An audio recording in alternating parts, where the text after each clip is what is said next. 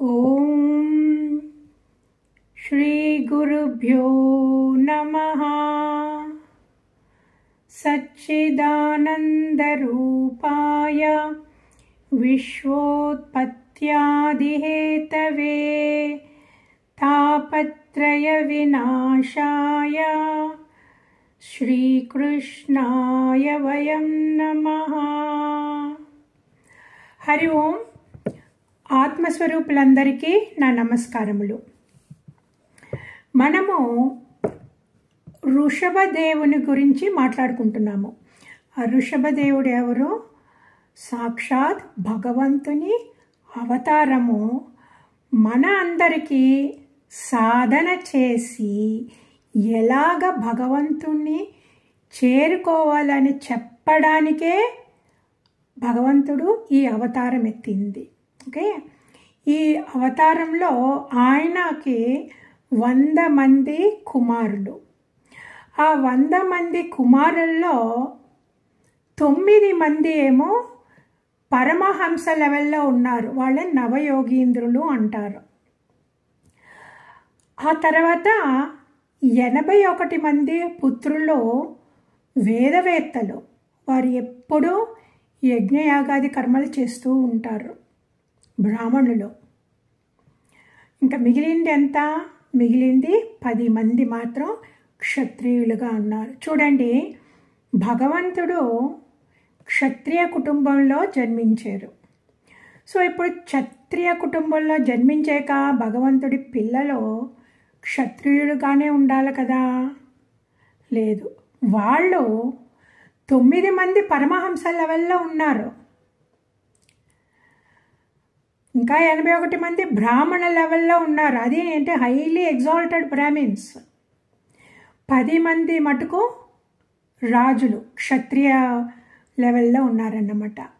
ఆ 10 మందిలో కూడా మొదటి కుమారుడు పేరు భరతుడు. ఆ భరతుడు మహాయోగి, మహాభక్తుడు. ఆయనకి ఋషభదేవుడు రాజ్యం అప్పగించి ఆయన చెప్పారు, మిగతా 9 మంది కుమారులు ఉన్నారు కదా, మిగతా వాళ్ళకి ఈర్ష్యాద్వేషాలు వచ్చేస్తాయి. అందువల్ల ఆయనకి చెప్పారు, మీరు భరతుడు చెప్పినట్టు వినండి. ఆయన పరమ భక్తుడు, మహాయోగి. మీ ఈర్ష్యాద్వేషాలు లేకుండా ఆయన చెప్పినట్టు మీరు ప్రజాపాలన చేయండి అని చెప్పారు. ఓకే, ఇప్పుడు మనం మాట్లాడుకున్నాం కదా, ఋషభదేవుడు నాట్ ఓన్లీ ఆయన రాజ్యంలో ఉన్నప్పుడు ఆయన ఎన్నో యజ్ఞయాగాది కృతువులు చేయించారు. తర్వాత ప్రజలకి జ్ఞానబోధ అంతా చేశారు, ప్రజల్ని చక్కగా చూసుకున్నారు. ఆ తర్వాత 100 కుమారుల్ని తీసుకెళ్ళి బ్రహ్మావర్త ప్రదేశానికి వెళ్ళారు. అక్కడ ఏంటి? బ్రహ్మ ఋషులు సభ జరుగుతున్నది. ఆ బ్రహ్మ ఋషుల సభలో 100 కుమారుల్ని కూర్చోబెట్టారు. ఎందుకు? విను అని. ఓకే, వాళ్ళ సభ అయిపోయాక ఈయనే వృషభదేవుల వారే ఆయన జ్ఞానబోధ చేశారు. ఎవరికి జ్ఞానబోధ చేస్తా? అందరికీ. ఆ పిల్లల ఆ పుత్రుల నెపం పెట్టుకొని మన అందరికీ జ్ఞానబోధ చేశారు. మనమందరూ భగవంతునిలో లీనమైపోవాలా. మనకి మానవ శరీరం దొరికింది. ఈ మానవ శరీరం తపస్సు చేయడానికే, మహాపురుషుల్ని సేవించడానికే, ఈ 2 కార్యాలకే మనకి మానవ శరీరం ఇచ్చింది. మనము దానికే ఉపయోగించుకోవాలా. లేకపోతే స్త్రీ పురుషుల సాంగత్యం కొరకు ఉపయోగించితే నరక ద్వారం గ్యారంటీ. ఓకే, ఇప్పుడు ఆయన ఉపదేశాలన్నీ చెప్పే ముందు మనము మైండ్ ఫోకస్ చేసుకుందాం. ఓకే, ఆ మెంటల్ ఫోకస్కి అనులోమ వినులోమ ప్రాణాయామ చేద్దాం. అది చేస్తే మన మనసు ఫోకస్ అవుతుంది. మనం మాట్లాడుకునే విషయాలన్నీ మన హృదయంలో అత్తుకుంటాయి.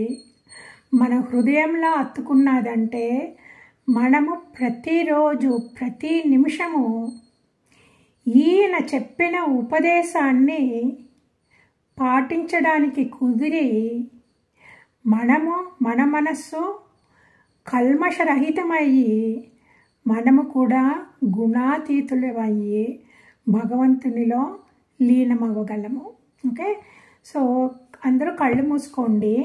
కళ్ళు మూసుకొని మీకు అనులోమ వినులోమ ప్రాణాయామం తెలుసు కదా, కళ్ళు మూసుకొని మీరు ఈ 2 నాసిక రంధ్రాలని వేలుతోటి, బొటన వేలుతోటి, ఆ తర్వాత last ring finger little finger ఉన్నది కదా దాంతో లెఫ్ట్ నాస్ట్రిల్ క్లోజ్ చేయండి. రైట్ నాస్ట్రిల్ బొటన వేలుతోటి లెఫ్ట్ రంధ్రం చూపుడు వేలు మళ్ళా ఉంగరం వేలుతోటి క్లోజ్ చేయండి. చేసి ఇప్పుడు త్రూ ద రైట్ నాస్ట్రిల్ మెల్లగా ఊపిరి పీల్చుకొని తర్వాత లెఫ్ట్ నాస్ట్రిల్తో వదలాల. ఆ తర్వాత లెఫ్ట్ నాస్ట్రిల్తో పీల్చుకొని రైట్ సైడ్తో వదలాల. మళ్ళా రైట్ సైడ్తో పీల్చుకొని ఎడమ వైపుతో వదలాల.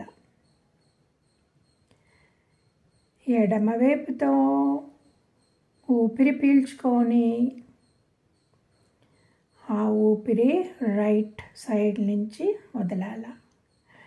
మళ్ళా కుడి భాగంలో పీల్చుకొని ఎడమ భాగంలో వదలాల.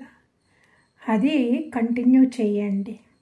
ఒకసారి కుడివైపుతో పీల్చుకోవాలా, ఎడమ వైపుతో వదలాలా, అప్పుడు ఎడమ వైపుతోటి మళ్ళా తీసుకొని కుడివైపుతోటి వదలాల. ఆ ప్రాణాయామ ఒక 2-3 నిమిషాలు చేయండి.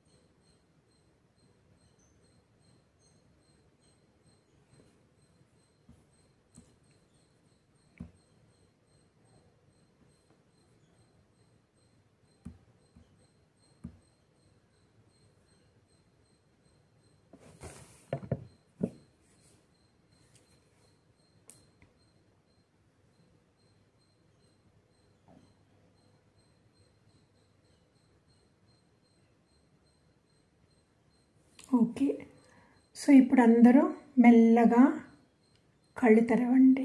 చాలు, ప్రాణాయామ చేసింది.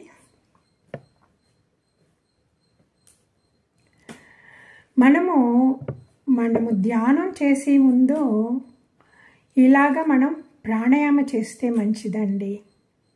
అనులోమ వినులోమ ప్రాణాయామ చేస్తే మన ఇంట్లో ఏదేదో పని చేసుకొని అదాన్ని అయిపోగానే కూర్చుంటాం కదా, వినడానికో చదువుకోవడానికో అని. సో మనం ప్రాణాయామ చేస్తే మనసు కుదుట పడుతుంది.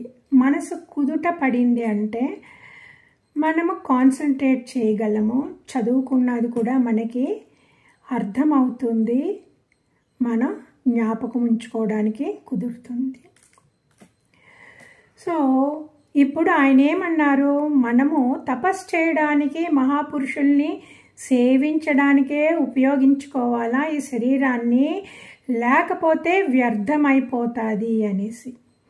అలా ఇంకొక మాట ఏమన్నారు, సుఖ దుఃఖాలని ఓర్చుకోవాలంట. సో అలాగా ఓర్చుకున్నవారు పరమశాంతి పొందుతారు, వాళ్ళకి కోపం అనేది ఉండదు. తర్వాత అప్పుడు కోపం లేకుండా ఉన్నది, ప్లస్ మనకి కొంచెం జ్ఞానం ఉన్నది. అందువల్ల మనము ఏ ప్రాణులను చూసినా సరే వాళ్ళకి మనలాగే ఫీలింగ్స్, మనలాగే ఆకలి, మనలాగే దాహం, మనలాగే కంఫర్టబుల్గా ఉండాలి అనిపిస్తుంది అని మనకు అనిపిస్తుంది. అందుకే మనము అన్ని ప్రాణుల ఎడల చాలా క్షమాభావంతో ఉంటాము. ఆ తర్వాత తపస్సు చేయాలంటే మనకు టైం ఉండాలి కదా.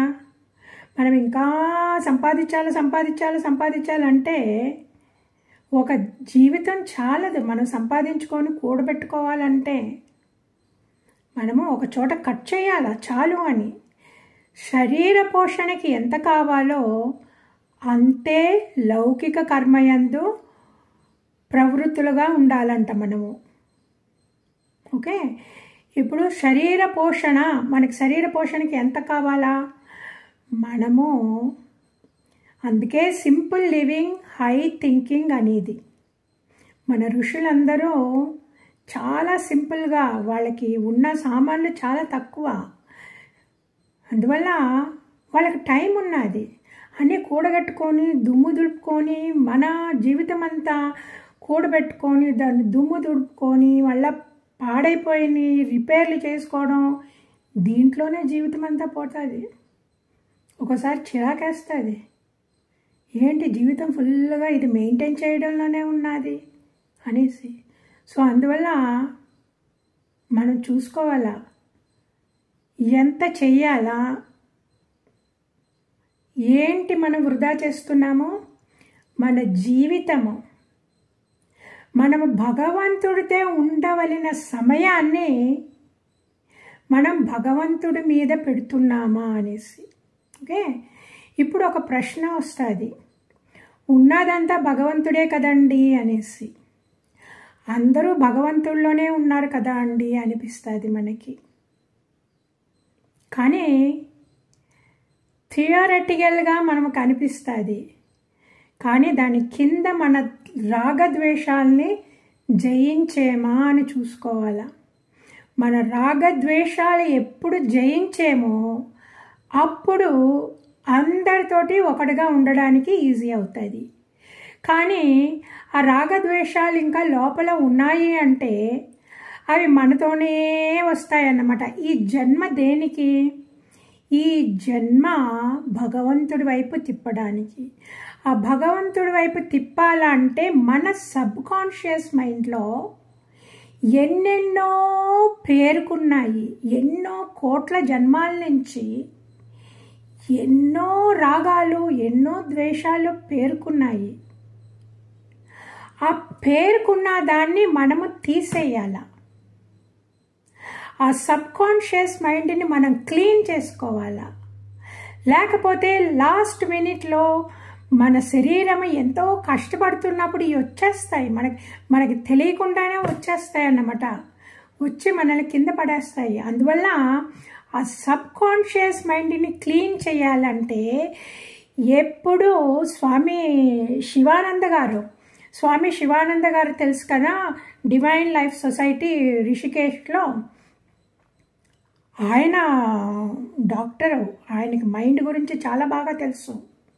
ప్లస్ ఆయన మహాయోగి వేరే. ఆయన చెప్పారు ఆ సబ్కాన్షియస్ మైండ్లో మన వాసనలు, మన సంస్కారాలు పేరుకున్నాయి. బేగా తీసేయాలి అంటే భగవంతుడి రూపం పెట్టుకోవాలంట. భగవంతుడి రూపానికి అంత పవర్. ఆ రూపంతో నామం కూడా మనం చేర్చాల. ఆ రూపము, నామము, ఆ నామ జపము ఉన్నదంటే అది వెరీ పవర్ఫుల్ అంట. ఆ సబ్కాన్షియస్ని క్లీన్ చేయడానికి. అందుకే కదా మనము పారాయణం చేస్తున్నాము.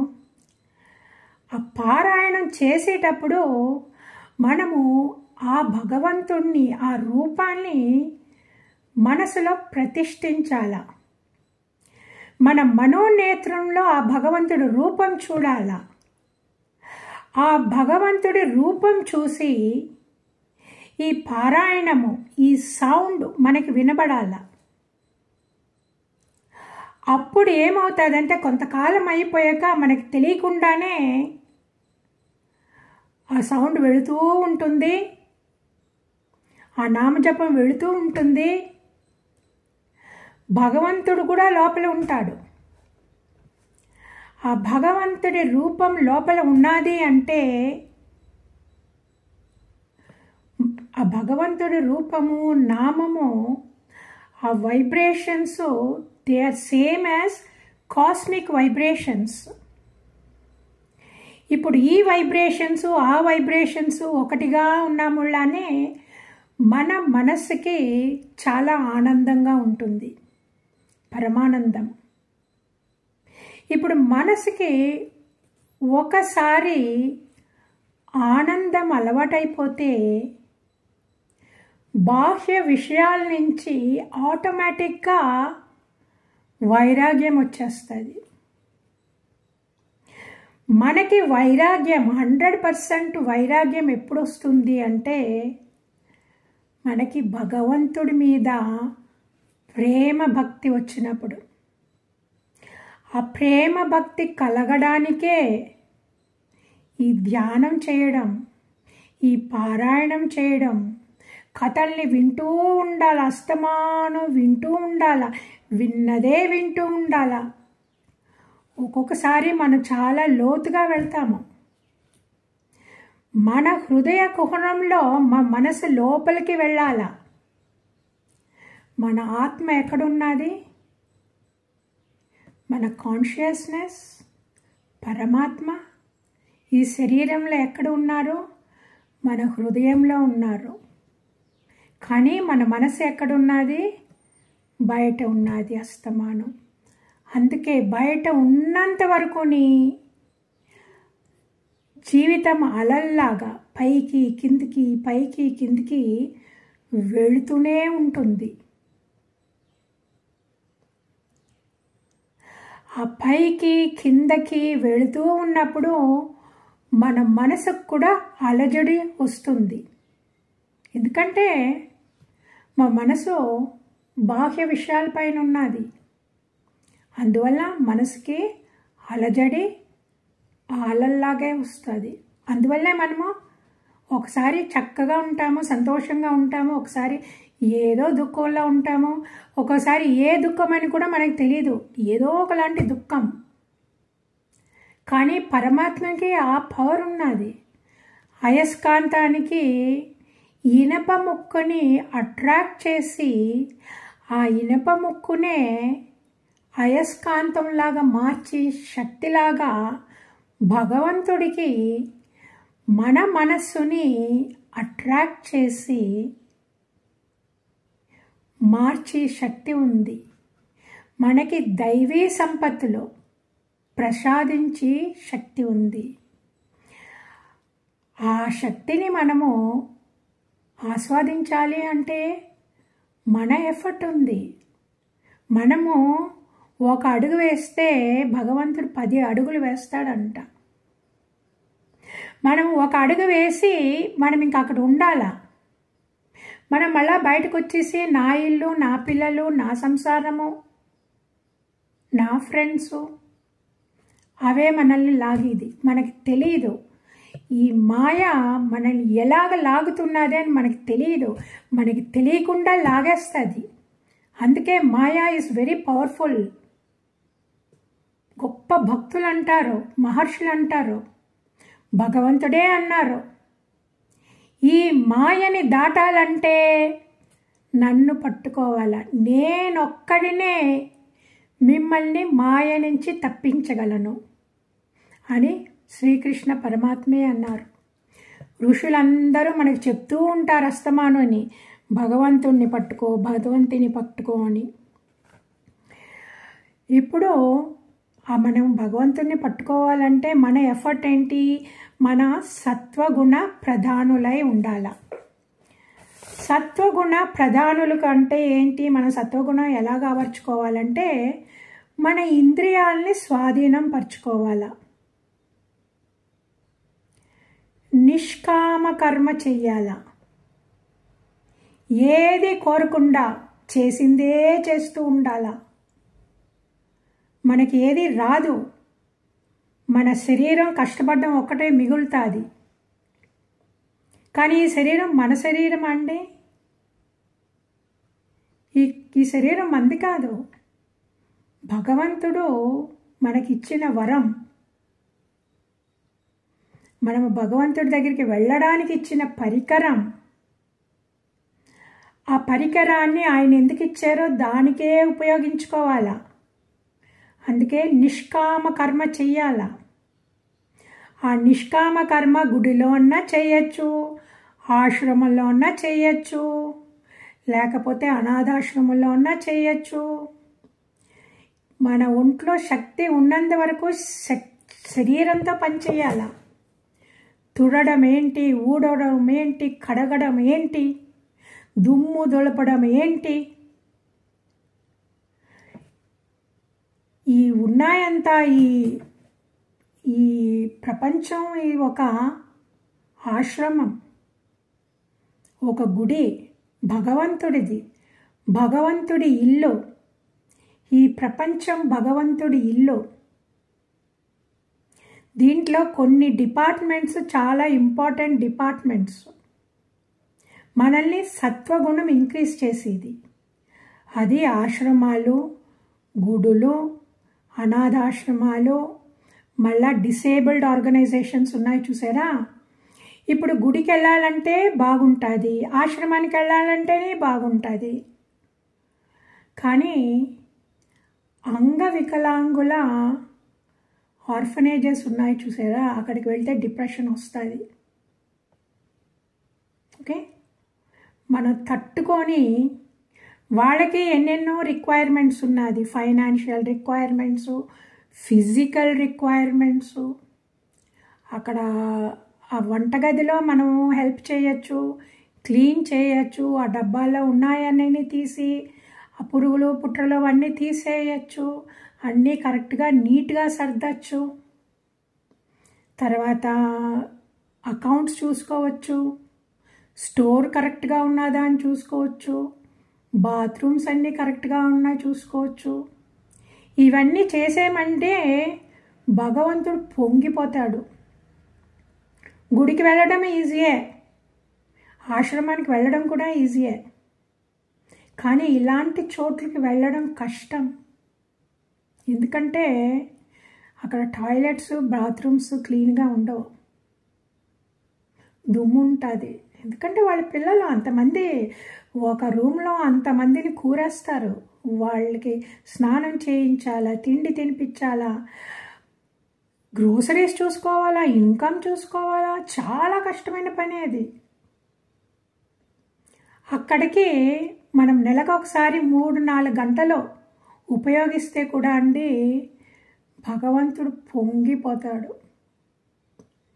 మనం ఇంకేం చేయక్కర్లే, మన వెనకాలే ఉంటాడు భగవంతుడు. మనకు ఆరోగ్యం కూడా ప్రసాదిస్తాడు. ఎందుకంటే అక్కడ కావాలి, వాలంటీర్స్ కావాలి, హెల్ప్ చేయడానికి కావాలి. అది చేయడం కష్టం, అందరికీ మనసు రాదు. కానీ మనసు వచ్చిందంటే భగవంతుడికి మనం దగ్గరగా అవుతాము, చాలా ప్రీతిపాత్రలం అవుతాము. సో అది నిష్కామ కర్మ. జపం చేయాల. ఓకే, ఆ జపం చేయడానికి ముందు ప్రాణాయామ చేసేమంటే మనసు కుదురు పడుతుంది.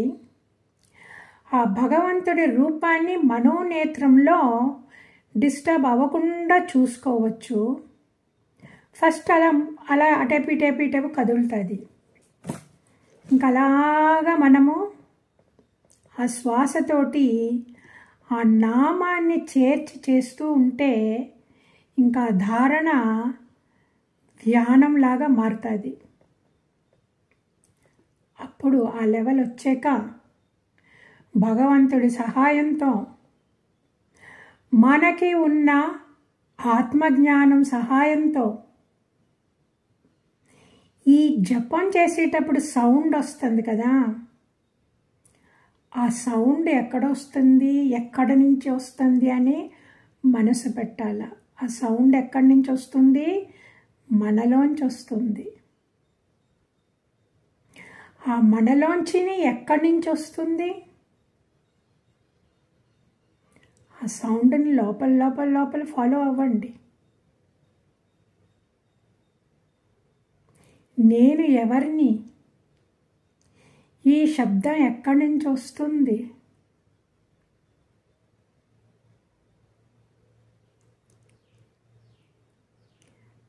అది మీరు ఫాలో అయ్యారంటే అలాగా మనసు లోపలికి లాక్కుంటుంది. ఆ ఆత్మ ఎందుకు మనసుని లోపలికి లాక్కుంటుంది అంటే, మనసుకి ఆత్మకి డిఫరెన్స్ ఒకటండి. ఆత్మలో ఆ కోరికలు ఉన్న చోట అది మనస్సుగా మారుతుంది. ఆ మనస్సు ఆ కోరికలతోటి బయటకు వచ్చేస్తుంది. బయటకు వచ్చిందంటే కనెక్షన్ ఉన్నది. కనెక్షన్ లేకుండా మనసు సెపరేటు, కాన్షియస్నెస్ సెపరేట్, ఆత్మ సెపరేట్ అలాగేం లేదు.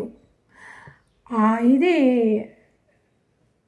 కరోనా వైరస్ జ్ఞాపకం ఉంది కదా, రౌండ్ బాల్ లాగా ఉంటుంది.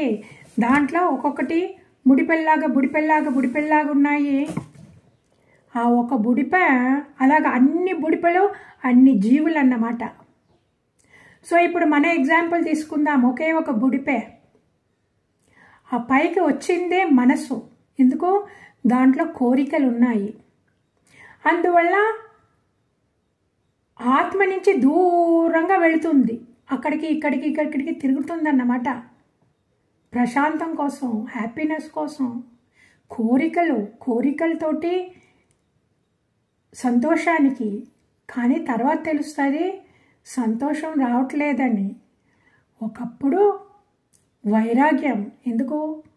జీవితంలో ఎన్నో దెబ్బలు పడ్డాక అప్పుడు ఎంతకాలం చేసినా ఇలాగే అని ఏడుస్తూ భగవంతుడి దగ్గరికి వెళ్ళిన వారు ఉంటారు, ఆర్ద్ర భక్త అనేసి. అప్పుడు మెల్లమెల్లగా అక్కడే ఉండి జీవితం అంటే ఇంతే అనేసి తెలుసుకొని అప్పుడు ఇంకక్కడే ఉంటే అప్పుడే మహాత్ముల దగ్గరికి వెళ్ళడం, ఆశ్రమాల దగ్గరికి వెళ్ళడం. అదే ఆయన అన్నారు, ఎప్పుడు గురువులతోటి ఉండాలా, భగవంతుడి కథలు వింటూ ఉండాలా, ఇంద్రియ విషయాలపై మనసు పోకూడదంట. ఎప్పుడు వినయంగా దయాదాక్షిణ్యాలతోటి ఉండాలంట. ఆ వినయం ప్రాక్టీస్ చేయాలంటే మనము గురువు దగ్గరే ప్రాక్టీస్ చేయడానికి కుదురుతుంది. గురువు మనల్ని ఎత్తి పొడుస్తూ ఉంటారు. మన దగ్గర ఉన్న రాగద్వేషాలు, అహంకారాలు మన తెలియకుండా చేసింది. ఆ సహనం అప్పుడే వస్తుంది. ఆ సహనం వచ్చాకనే మన హృదయం పవిత్రం అవుతుంది. మన హృదయం పవిత్రం అయితేనే మనము సదాచార సంపన్నులం అవుతాము. ఇంకా విషయాల్లో ఆసక్తి ఉండకూడదు. విషయాలు ఎక్కడి నుంచండి? విషయాలన్నీ మాయలోయి. ఆత్మలో విషయాలు ఏమీ లేవు. ఆత్మ శుద్ధ ఆత్మ నిర్గుణుడు, నిరాకారుడు, నిర్వికల్పుడు. భగవంతుని నిజస్వరూపం అదే. రాముడు, కృష్ణుడు, విఘ్నేశ్వరుడు, ఈశ్వరుడు ఇవన్నీ ఆయన భగవంతుడు ఎత్తిన ఆకారాలు, టెంపరరీ ఆకారాలు. కానీ ఆయన నిజస్వరూపం ఏంటి? నిజస్వరూపము నిర్గుణ నిరాకారుడు. ఎక్కడ ఉన్నాడు? అన్ని చోట్ల. ఇక్కడ ఉన్నాడు, అక్కడ ఉన్నాడు అని లేదు, అన్ని చోట్ల. మనము మనస్సుతోటి మనస్సు కోరిక వచ్చాకనే జీవుడు అవుతాడు. ఆలోచన లేకపోతే భగవంతుడు. ఆలోచన కోరిక వచ్చిందంటే జీవుడు. ఇప్పుడు జీవుడికి పరమాత్మునికి తేడా ఏంటి? కోరిక. అందుకే వైరాగ్యం వైరాగ్యం వైరాగ్యం అనేది. ఆ వైరాగ్యం వచ్చిందంటే మా మనసు కుదుట పడుతుంది. ఆ కుదుట పడిన మనసే, ఆ పవిత్రమైన హృదయం ఈ ధ్యానంతో ఆటోమేటిక్గా ఇంటికి వెళ్ళిపోతుంది. మా మనసు ఇల్లు ఎక్కడ? లోపల. దుఃఖపడి మనసు ఎక్కడ ఉంటుంది? బయట ప్రపంచంలో ఉంటుంది. అందుకే స్ట్రెస్ మేనేజ్మెంట్లో చెప్తారు, గురువులు చేసే స్ట్రెస్ మేనేజ్మెంట్ ఈజ్ డిఫరెంట్. ఆ తర్వాత బయట చేస్తారు కదా, యూనో స్కాలర్స్ చేసి stress management is little bit different. Okay, గురువులకి ఆత్మ అనాత్మ వివేక శక్తి ఉన్నది. ఎందుకంటే వాళ్ళు దాంట్లోనే ఉన్నారు, శాస్త్రాల్లోనే ఉన్నారు. వాళ్ళందరూ గొప్ప భక్తులు, రైట్? ఇప్పుడు మనసు బాహ్య ప్రపంచంలో ఉన్నంత వరకు, బాహ్య ప్రపంచం ఏంటి? కన్నుల నుంచి బయటకు రావడం, చెవుల ద్వారా అది వినడం, నాలిక ద్వారా మాట్లాడడం, తినడం, స్పర్శ ద్వారా అది బాగుంది, ఇది ముట్టుకుంటే బాగున్నది, ఇది వాసన చూస్తే బాగున్నది, ఇవన్నీ బయటకు వచ్చేస్తుంది. ఓకే, ఇవన్నీ అలాగ చూస్తే మన శరీరం కూడా బాహ్యమే. కానీ మనం దాన్ని ఉపయోగించుకొని మనము లోపలికి వెళ్ళి, ఆ లోపలికి వెళ్ళేటప్పుడు శరీరంని వదిలి మనసు మీద కాన్సన్ట్రేట్ చేయాలి. దేహాత్మ బుద్ధి తగ్గించుకోవడం. అందుకే దేహాత్మ బుద్ధి తగ్గించుకుంటే ఏమవుతుందంటే నేను నాది అనేది తగ్గిపోతుంది. నేను నాది అని ఎప్పుడు తగ్గుతుందో అప్పుడు మన మనస్సు దేహాన్ని మీద ఉండేది భగవంతుడి మీద ఉండడం ప్రారంభిస్తుంది. ఆ భగవంతుడి మీద ఉండడం, భగవంతుడి పాదాల మీద ఉండడం ప్రారంభించితే అయస్కాంతంలాగా, మనము ఇనప ముక్కులాగా మనము భగవంతుడి పాదాలకి అంటుకుపోతాము. మనసు భగవంతుడి పాదాలకి ఎప్పుడు అంటుకుపోయిందో అప్పుడు మనము సాత్విక సుఖం అనుభవిస్తాము. ఆ సాత్విక సుఖం అనుభవిస్తే మన దగ్గర అన్ని సాత్విక గుణాలే ఉంటాయి. అదే దైవీ సంపత్తి. మనము భగవంతుడితోటే ఉంటే మనకి సాత్విక గుణాలు వచ్చేస్తాయి. ఆయన లాంటి ప్రేమ, కరుణ వచ్చాక మనకి దైవీ సంపత్తి మొదలవుతాయి. ఇదే ట్రాన్స్ఫర్మేషన్, డివినైజింగ్ ద మైండ్. అప్పుడు మనకి తెలుస్తుంది లోపల వెలుగు. ఇంతకాలము రూపాలు, నామరూపాలు, ఈవెంట్స్ అదవ్వడం ఇదవ్వడం కదా. ఇప్పుడు లోపల ఏమున్నాయి? లోపల ఏమీ లేవు. ఆ ధ్యానం చేసేటప్పుడు, ఆ ఇనిషియల్ స్టేజ్లో ధ్యానం చేసేటప్పుడు ఈ రూపాలే కళ్ళు మూసుకోగానే మనకు వచ్చేస్తాయి, కళ్ళలో కనబడతాయి అన్నమాట. ఓకే, మనమే ఆటో సజెషన్ చేసుకోవాలా. ఈ రూపాలన్నీ బాహ్య ప్రపంచానికి చెందిన రూపాలు. ఇది భగవంతుని చేరుకోవడానికి ఇవన్నీ ఆబ్స్టకల్స్ అని మనం ఆ రూపాలను పట్టించుకోకుండా ఉంటే ఆటోమేటిక్గా అవి డిజాల్వ్ అయిపోతాయి, కరిగిపోతాయి. ఓకే, ఎందుకంటే అది నిజస్వరూపం కాదు, మన నిజస్వరూపం కాదు. జీవుడి నిజస్వరూపం పరమాత్ముడు. ఓకే, అదే కదా, ఇది మన శరీరం. ఈ చుట్టుపక్కల ఉండి స్పేసే లోపల ఉన్నది. సో ఇప్పుడు వేదాంత ప్రకారం ఏంటి? మనం శరీరం కాదు, మన నిజస్వరూపం ఈ స్పేస్, ఘటాకాశం. ఇది జనరల్ స్పేస్. సో ఈ ఘటాకాశము ఈ ఆకాశము ఒకటే కదా. ఈ లోపలకు వెళ్ళిన ఆకాశము నేను, ఈ కుండ నేను, ఈ షేప్ నేను పొట్టిగా ఉన్నాను అని ఇంక దాంతో అతుక్కుపోయింది. అదే కదా పురంజనుడి కథలో మనం విన్నాము. ఇప్పుడు మనం బయటకు వచ్చేస్తున్నాము, మనకి తెలిసింది, మనం దేహాత్మ బుద్ధిని వదిలేసుకుంటున్నాము. వదిలేసుకొని మన లోపల ఉన్నది నేను పరమాత్మలో అంశము. ఫస్ట్ ఇది. ఓకే, ఫస్ట్ ద్వైత బుద్ధి, రైట్? నేను వేరే, భగవంతుడు వేరే. ఇప్పుడు విశిష్టాద్వైతము. ఇప్పుడు మనకి కొంచెం కనెక్షన్ తెలిసిందన్నమాట. నేను భగవంతుడిలో, I am part of the Bhagwan, right? ఇదే కదా భగవంతుడి నిజస్వరూపము. ఇక్కడ చుట్టి ఉండేదంతా భగవంతుడే. ఈ ఆకాశమే ఈ పాట్లో ఉన్నది ఘటాకాశం. ఇక్కడ చుట్టూ ఉన్న భగవంతుడే నాలో ఉన్నాడు, రైట్? సో ఇప్పుడు ఈ జీవుడికి తెలిసింది, ఇంకా నేను దేహానితోటి ముడిపడను, నేను భగవంతుడితోనే ముడిపడతానని ఇంకా అలాగ చూస్తాడన్నమాట. ఈ ఘటాకాశం ఇది నా నిజస్వరూపం. ఈ శరీరం కాదు నా నిజస్వరూపం. ఈ శరీరం మాయా, ఈ శరీరము పరికరం.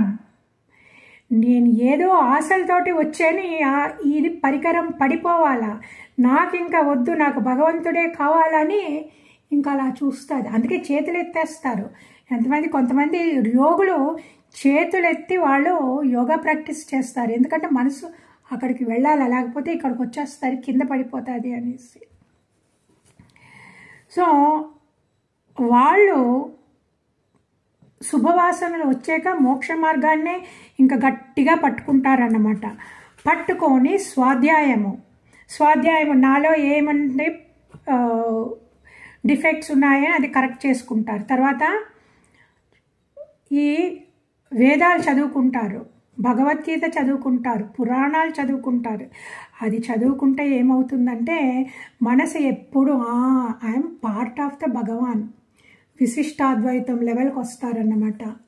నేను భగవంతుడిలో ఒక అంశము అని చదువుతూ ఇంకా దాంట్లోనే ఉండిపోతారు.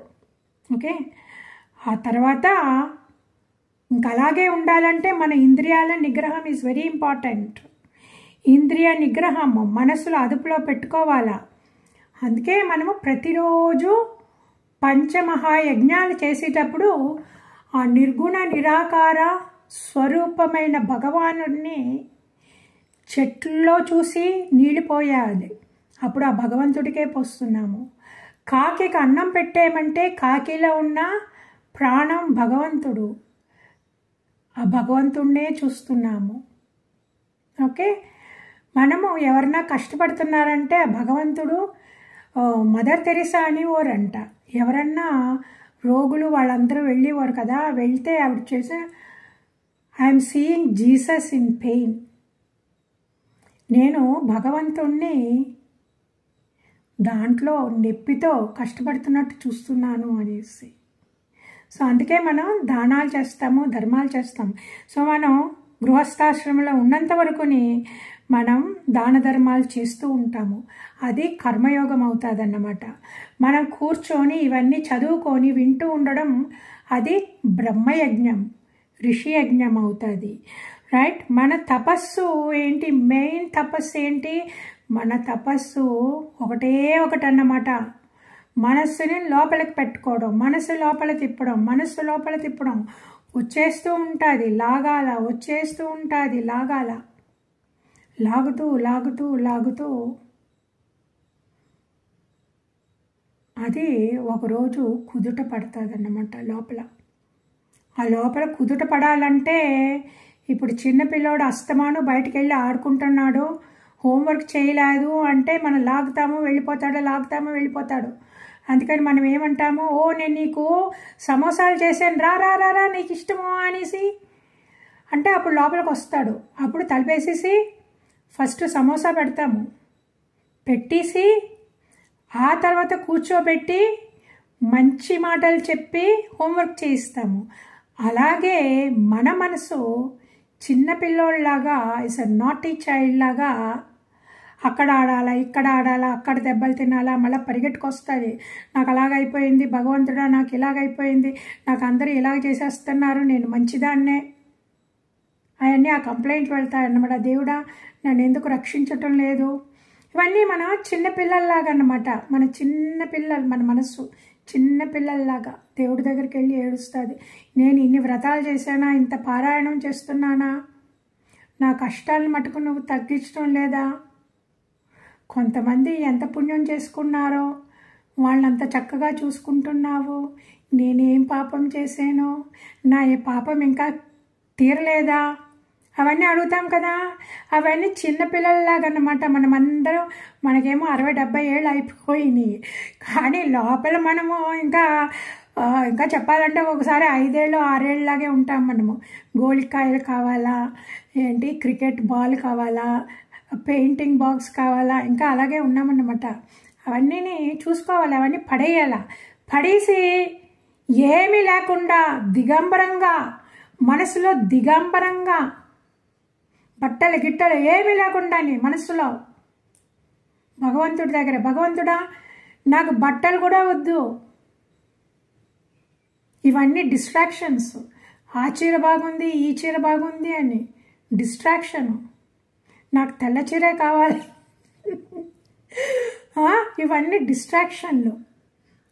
సో భగవంతుడి దగ్గర మనం నగ్నంగా వెళ్ళాల. మనం వచ్చేది అలాగే, వెళ్ళేది అలాగే. ఈ మధ్యలో మనసు ఫుల్గా దాని మీద దీని మీద వేస్ట్ అయిపోతుంది. సో ఇప్పుడు మనం అన్నీ వదిలేసి అవధూతలాగా, మనసులో అవధూతలాగా భగవంతుడి దగ్గరికి వెళ్ళాలి. సో ఆ లెవెల్ రావాలంటే మనం నిజాయితీగా ఉండాలి, స్ట్రైట్ ఫార్వర్డ్నెస్. దాంట్లో సైకాలజీలో కాంగ్రువెన్స్ అంటారు. అంటే ఏంటంటే మనలో 3 రకాలు ఉన్నాయంట. ఒకటి ఏంటి, పైన గ్రాస్ లెవెల్, పైన మనం ఇలా కనబడతాము, చక్కగా నవ్వుతాము, చక్కగా ఫ్రెండ్లీగా ఉంటాము. ఓకే. ఇంకొక లెవెల్ ఉన్నది లోపల, అది పైన మాస్క్ తొడుగేసుకున్నాం చక్కగాని పెయింటింగ్ వేసుకొని. ఆ లోపల ఉన్నది కొంచెం రాగద్వేషాలు. ఇప్పుడు ఎవరితోన్నా మాట్లాడేమో అంటే ఆవిడ నాకు ఏదో చేసింది ఒక 5 ఏళ్ల ముందు, సో ఇప్పుడు కలిసారు, సో అప్పుడు మాట్లాడతాము, కానీ ఆ లోపల కొంచెం గుచ్చుకుంటుంది, ఈవిడ ఇలాగే మాట్లాడుతుంది, నాకు జ్ఞాపకం ఉన్నది అని.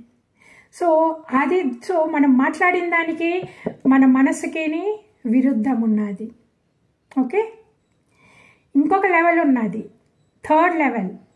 అదే మనల్ని దేవుడి దగ్గరికి తీసుకెళ్ళేది, ధర్మం బోధించేది. ఆ 3rd లెవెల్ ఏమంటే దైవీ సంపత్తు. మనం ఎవరితోనా మాట్లాడేమంటే మనస్ఫూర్తిగా మాట్లాడాలా, క్షమాబుద్ధితో మాట్లాడాలా. ఏదో అయి ఉంటుంది, పర్వాలేదు. మనుషులు అంటే అంతే, మనుషులు అంటే కోపతాపాలు ఉంటాయి. వాళ్ళేమీ మహాత్ములేం కారు, ఆర్డినరీ పీపుల్ అని మనము క్షమించేసి వదిలేయాలన్నమాట. ఫర్గెట్ అండ్ ఫర్గివ్ అనేసి. అప్పుడు ఆ దైవీ సంపత్తి ఏంటి, ఏది చేయాలో అది మనస్ఫూర్తిగా 100% చేస్తాము. దీన్నే కాంగ్రుయెన్స్ అంటారు, స్ట్రైట్ ఫార్వర్డ్నెస్ అంటారు. అంటే మనము ధర్మబద్ధంగా ఏం చేయాలో అది మనం మనస్ఫూర్తిగా, మన మనసులో కూడా అదే ధర్మం, అదే ధర్మబుద్ధితోటి మనము మాట్లాడుతున్నాము. సో మాట్లాడడం బయటికి వాళ్ళకి తెలుస్తుంది. మన మనస్సులో ఉన్నది మనకు మటుకు తెలుస్తుంది, భగవంతుడికి తెలుస్తుంది. సో మనం మనసు పవిత్రంగా చేసుకోవాలంటే ఇక్కడే మన ఎఫర్ట్ అన్నమాట. This cleaning is our effort. అందుకే క్షమాబుద్ధి ఈజ్ వెరీ ఇంపార్టెంట్. ఆ క్షమాబుద్ధి ఎప్పుడు మనకి ఈజీగా వస్తుంది అంటే భగవంతుడి కాళ్ళు గట్టిగా పట్టుకొని ప్రేమ భక్తి మనకి ఎప్పుడు వస్తుందో, ఆ ప్రేమ భక్తి వచ్చాక ఇంకా భగవంతుడిని వదలదా మనస్సు. ఏదేదో ఒక పిల్లోడు, ఒక ఆడపిల్ల, ఒక మగపిల్లోడు టీనేజ్లో ఇంకేంటి ఆ ప్రపంచము వాళ్ళిద్దరే అన్నమాట. కాలేజీ లేదు, పరీక్ష లేదు, ఏమీ లేదు. ఆ లెవెల్కి వెళ్ళిపోవాలి మనం శ్రీకృష్ణ పరమాత్మనితో. ఆయన అందమైన రూపం దానికే.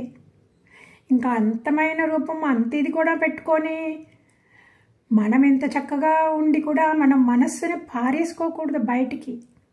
కుప్పతొట్టులో పడేసినట్టు అవుతుంది. మాయ లాగేస్తుంది. Maya is nothing but a dustbin. ఎన్నో జన్మల్లో మనం కుక్కలాగా పడి ఉన్నాము. ఈ కుప్పతొట్టికి వెళ్ళి కుక్కలు ఎత్తుకుంటాయి తినడానికి, ఆ సంతోషానికి. మనము అలాగే కుక్కల్లాగా ఎన్నో జన్మలుగా ఈ మాయా ప్రపంచంలో సంతోషం కోసం వెతుక్కుంటున్నామన్నమాట. ఇంకా కుక్క జన్మ వద్దు మనకి.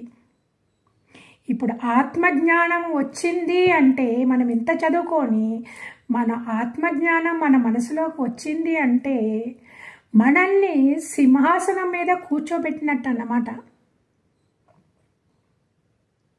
మనస్సును పవిత్రం చేసుకోవాలా. ఒక సామెత ఉన్నది చూడండి, ఆ కుక్కని సింహాసనం మీద కూర్చోబెడితే కూడా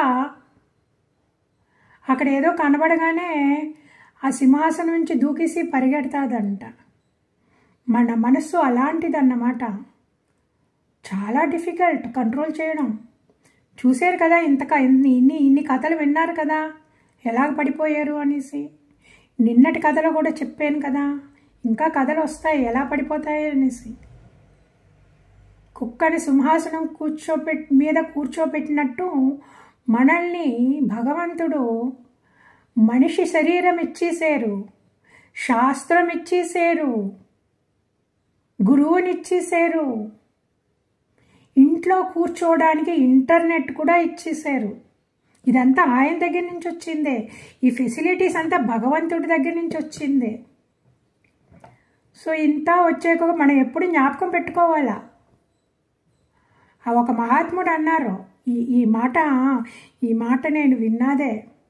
మహాత్ముడు అన్నారు, మనం పవిత్రత మీద, హృదయ పవిత్రత మీద చాలా కష్టపడాలంట.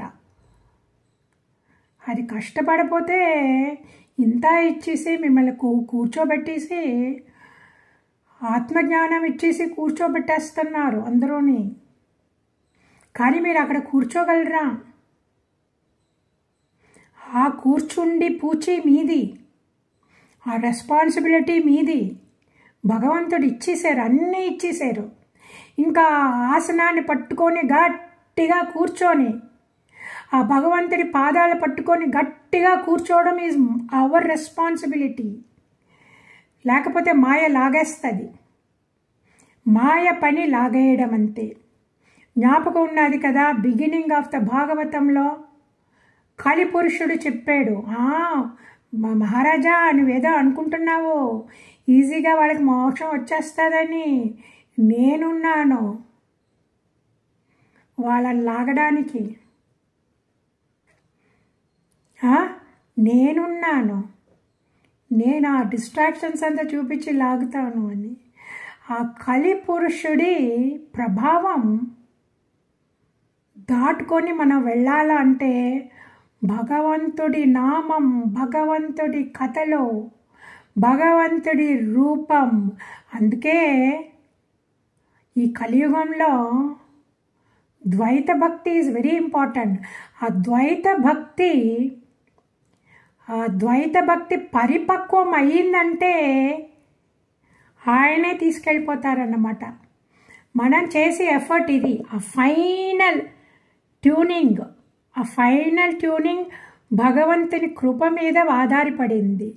ఆ భగవంతుని కృప మీద ఎలాగ ఆధారపడింది అంటే, భగవంతుడికి తెలుసు మన మనస్సులో మనకి తెలియకుండా సూక్ష్మంగా ఏ రాగద్వేషాలు ఉన్నాయి అనేసి.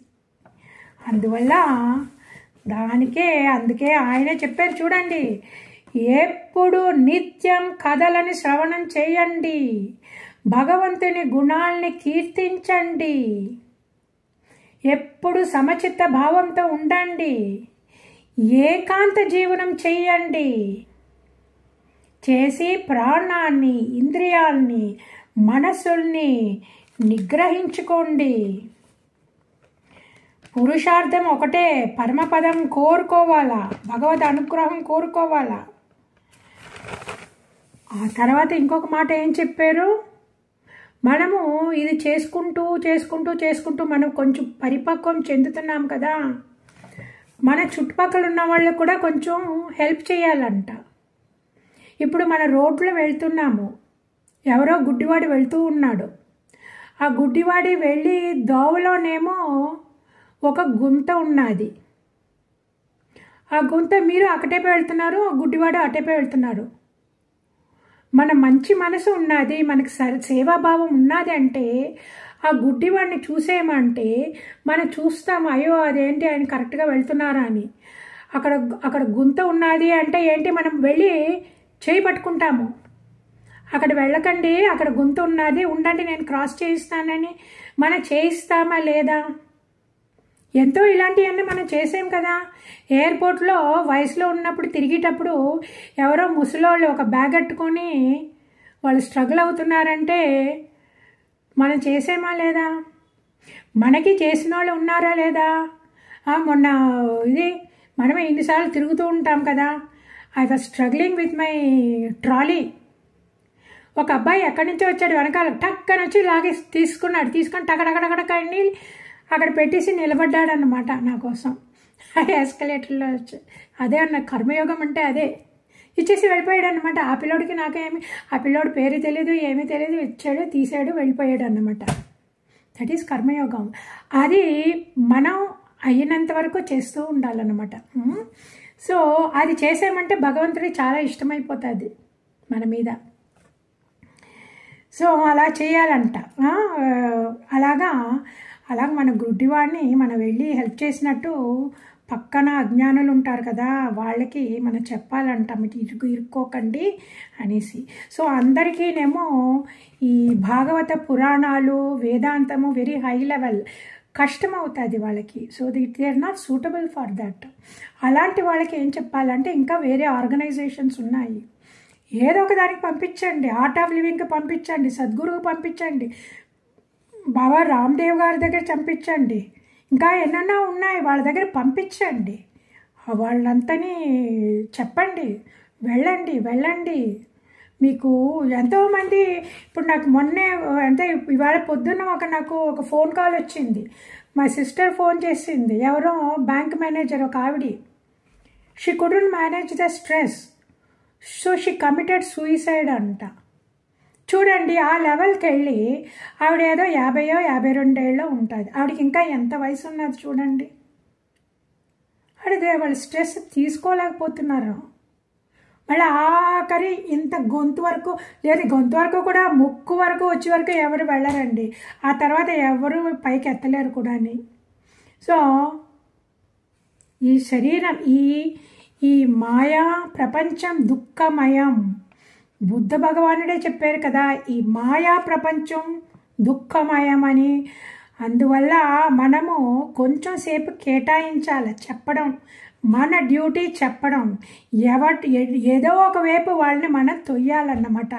లేకపోతే మోక్షం మాట తర్వాత వాళ్ళు డిప్రెషన్లోకి వచ్చేసి మందులు వేసుకొని సూసైడ్ చేసుకొని, లేకపోతే వాళ్ళ డివోర్స్ చేసేసుకొని పిల్లల్ని చంపేసుకొని ఇంతంతా అవుతుంది.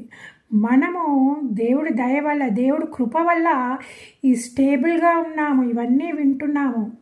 కానీ మనకిచ్చిన ప్రసాదాన్ని మనము కొంచెం పంచుకుందాం. సో ఇంతటితోటి నా ప్రవచనం ముగిస్తున్నాను. బుధవారమేమో గణేష్ చతుర్థి, అందువల్ల మన నెక్స్ట్ క్లాసు వచ్చి సోమవారం.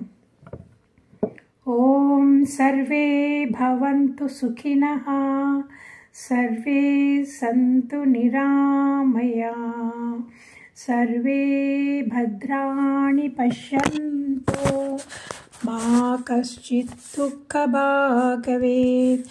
ఓం శాంతి శాంతి శాంతి. హరి ఓం. శ్రీ గురుభ్యో నమః. హరి ఓం.